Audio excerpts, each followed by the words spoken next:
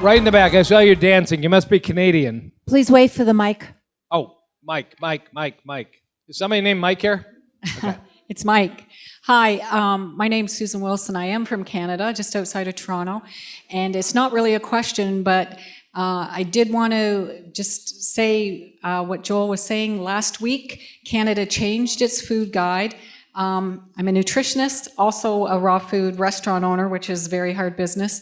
Over the last 10 years, people saying to me, but the Canada food guide says, eat this, eat this, eat this. They can't be wrong. Well, now, as you were saying, the Canada food guide has changed, but also, I don't know if you know, as of Thursday and Friday, the Alberta cattle farmers and different areas are trying to sue the government in a matter of 3 days of releasing, limit your meat, limit your dairy. So now they're on a big fight, but they're standing behind it, and it's just proven that finally they're waking up. So thank you for telling everybody that. Thank you. And, you know, it's billions of dollars, and they're going to try and sue, but the medical science is way too strong. The mic, I don't want to, there's two hands here, and then we'll go to the other side of the room. We do have, remember, dinner and vegan ice cream, and after I talk to you, I hope none of you eat the ice cream. I'll be watching. When you go under 900 calories, your metabolism slows down. So When you go on that diet, under 900 calories, I know you heal. it's not actually measured, you know, in the science. I'm trying to think if there's other science out there. I mean, there's a fascinating study 2 years ago that when the rage right now is ketogenic diet, Right. drop your carbs, eat high-fat diets, usually of animal products. And actually the data out of the National Institutes of Health the rumor was that speeds up your metabolism to lose weight and be healthier. The studies of the National Institutes of Health showed it actually slows your metabolism after a couple of weeks. So that's I won't say the enemy, but it's certainly the diet I wouldn't endorse for health, a long-term animal-based ketogenic diet. I don't think it's only 5 days. You do go into a little ketosis, then you go back to food, but it's remarkable what happens if you just give your body a little break to turn on these pathways. No, I've done it. Yeah. I know about it. But Yeah. how about just I read something. If you just drink black coffee and you exercise. What was the first part? If you drink black coffee and exercise in the morning, you lose 30% more fat because you're still fasting It's possible, from the night. although the majority of the data is don't skip breakfast, which I struggle with because I don't like to eat breakfast. I like to wait till lunch. The majority of the data is strongly in favor of that. So I don't want to go on stage and tell you skip breakfast routinely, but you're right about what you're saying. I think the gentleman behind you, in the row behind you, had his hand up early. Yeah, this was an excellent lecture. Thank you. And as far as NATO goes, are you familiar with that as far as clearing the arteries? Yeah. Okay, I just was interviewed before this by a future movie. I was talking about natto. If you take soybeans and you're in Japan, you can make a food called natto. It's a paste. Actually, the broth, they release an enzyme in the process called nattokinase, which has all kinds of magical healing arterial properties as a blood thinner. But natto is a paste that's very rich in vitamin K2. It's probably the best source of vitamin K2 if you want to get it from food, and there may be a role for using vitamin K2 to prevent and reverse arterial calcification. I do that in my practice. But it also comes in supplement form, because there's one downside to eating natto. It smells like you're eating your underwear. It's really offensive. And if you stick with it, you'll get used to eating your underwear, but most of my patients won't do that. And it's not the clean version of the underwear either. It really has a pungent odor. And somehow if you're Japanese, you're used to that, just like they'd look at us eating french fries and say you're insane. It's a cultural thing, but they have very low heart rates, probably in part by natto. We need a microphone, or unless you want to just go to the one in front, and then we'll go over there. I think they're doing it by microphone. Are there studies that follow grass-fed cattle as an alternative to the grain-fed? Yeah. Maybe you may take the mic back and walk over. Grass-fed versus grain-fed. Some things can't possibly change because the structure of meat in an animal is going to be the same. It's muscle and the amino acids and such. So I won't go into it right now, but there's a really interesting body of science. Some of you may have heard. Dr. Clapper probably will talk about it. TMAO, a molecule in the body. It doesn't matter if you eat grass-fed or grain-fed. It's going to drive this molecule up in the blood, and it's not good for hearts. TMAO, it's something you can measure in the blood. There may be a bit more omega-3 in grass-fed beef, but if you want to get your omega-3 from beef, it's like, why bother filtering it? It's like getting your B12 from beef. There's so many better places to get it. I mean, there may be a bit less exposure to pesticides and antibiotics if you're getting a good farm that's organic.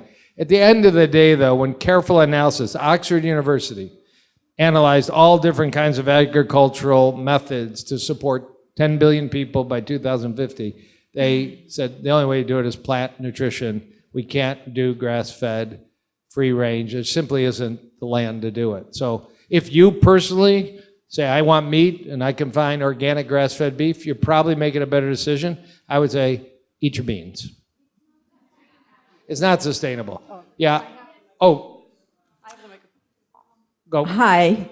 Can you give me your opinion on biohacking, the bulletproof diet? Yeah. They tell you should have MCT oil or coconut oil. Sorry. Something came over me. And it's all Yeah. the rage, but I've seen some very prominent doctors that you would probably know, who I won't name, speak about. Okay, gotcha. Sorry, Steve. Can you do a favor? I'll answer it if you give the lady in the beret your mic, because she's been patiently waiting. But I will answer. So 5 years ago, bulletproof coffee. 5 years ago, I walked into a conference room of 30 people, and this really bizarre big guy with pink glasses was there, and we became friends. His name's Dave Asprey, and he was launching a company out of Vancouver and Seattle called Bulletproof Coffee.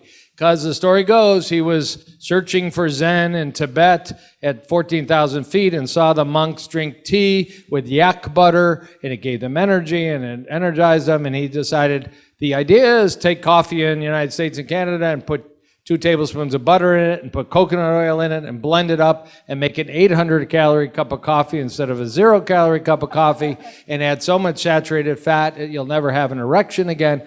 And he's such a good marketer, and I mean that. It's now a $100 million company, and people are so stupid, they go in Whole Food where it's in cans, and they go in Starbucks where it's in containers, and you can go to the gym and do this, and you're basically feeding your body the highest possible alteration of generally a good drink, coffee. His coffee's good, it's crazy expensive, it's checked for fungal toxins, mold, mycotoxin.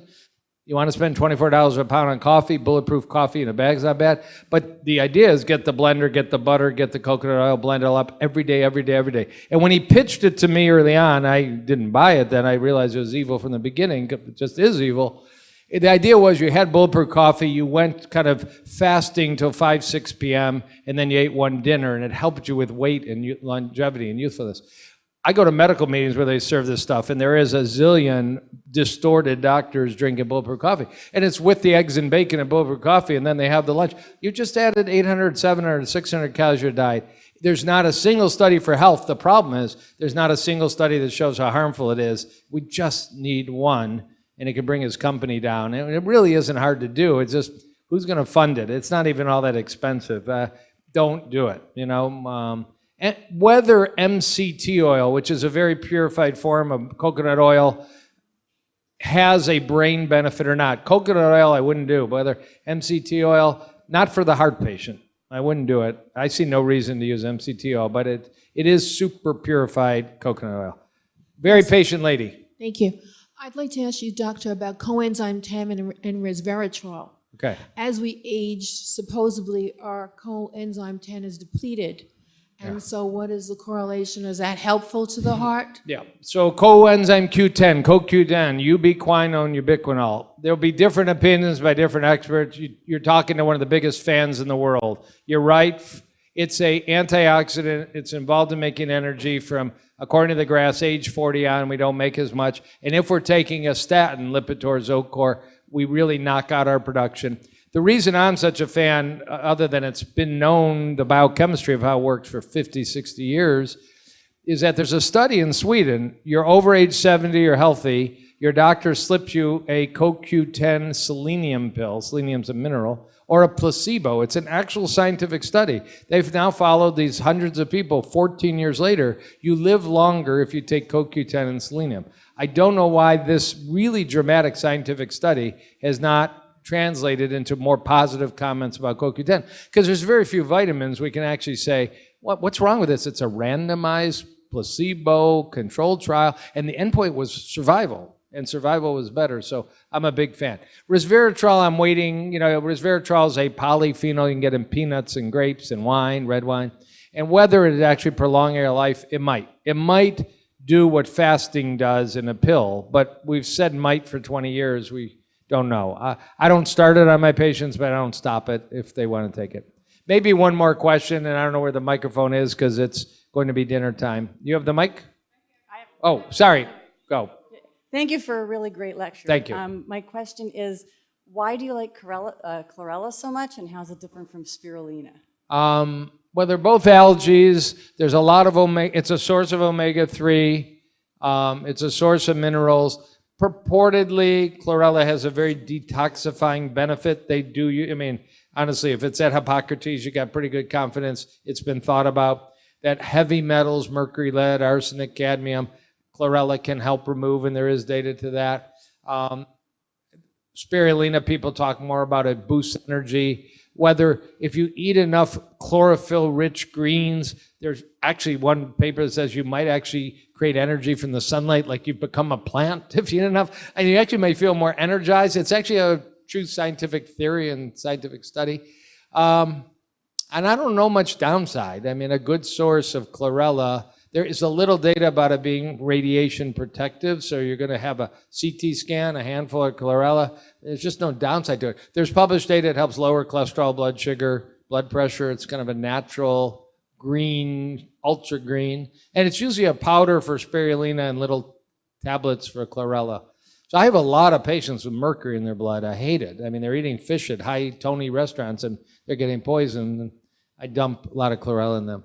So I think, Steve, I better stop because it's dinner and evil ice cream time. I will be here signing a book called Don't Eat Bacon. Now that's the next book, all right.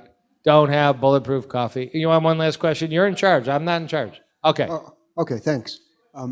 Question. Question is, as far as I know, Dr. Furman is still recommending keeping added sodium in your diet under 400 milligrams a day. Well, I wonder if you agree with that, or what's your recommendation on salt and sodium? yes, salt is an interesting topic because just like you'll find medical doctors recommending butter in their coffee, you will find medical doctors telling you to jack up the salt. They might talk about Celtic salt and Himalayan salt and pink salt, but salt is good. There's a PhD with a book called The Salt Fix. Our biggest medical problem is the lack of salt in our diet.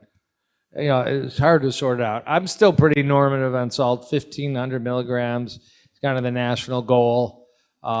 If you really lower it, if you're struggling with blood pressure and you want to get off meds and you want a natural approach, in addition to a plant diet and adding in hibiscus tea and ground flaxseed and exercise and weight control, ultra low salt diet. It's just hard. Restaurants don't honor it, and processed food doesn't honor it. So if you're in a situation where you can create beautiful foods that you make your own, it's perfect. It's going to take discipline and all.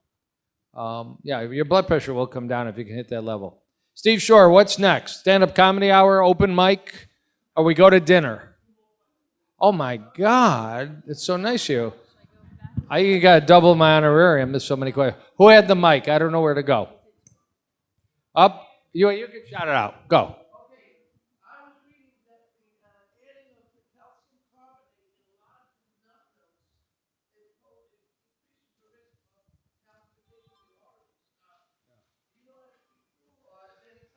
I think we're going to have to ask Brian Clements that at the panel, maybe tomorrow night. There's been some data that high calcium bone preparations and such might lead to calcium in the blood and calcium in bones. But there have been other studies that say, if your doc has you on a bone support with some calcium, it's not a big issue. I really don't think it's resolved. And I haven't heard it from a plant-based milk issue. I'm not sure how many milligrams are in your oat milk or hemp milk, I don't know. Bio. Buy organic. Always a good idea. Last question, sir. What is your take on GAPS diet as proposed by Dr. Natasha Campbell-McBride? Yeah, GAPS. GAPS is kind of a gut healing diet. It's not a plant-only diet. Honestly, I know it's out there. I don't have a comment for you. I probably should. Dr. Joe Mercola talks about it, and that's when I turn my brain off. Very honestly, I used to respect him, but I don't find him a great researcher. Not everybody's a nutrition expert. I mean, the head of cardiology at the Cleveland Clinic, Stephen Nissen, says, I'm not a nutrition expert. Then he goes ahead and gives all kinds of crazy advice to the world on nutrition because he's got a big title. Dr. David Katz, if you know the name from Yale, makes that point. He writes textbooks on nutrition. I don't know if I'm a nutrition expert. I spend 5 hours a day reading this stuff, but I don't have a PhD or a master's of public health. I kind of wish I did because the science and the studies and what's omitted, what's included, very challenging. That's why it's beautiful when these Eat Lancet and Canadian guidelines and Dietetics Association, maybe they've all been bought off by broccoli and artichoke producers, but they'd be much smarter to take the money from the meat, dairy, and eggs. They got much more money, so I think it's authentic messages you can trust. Okay, last one. Steve will kill me. I really got to stop. Yes? B12 is the question.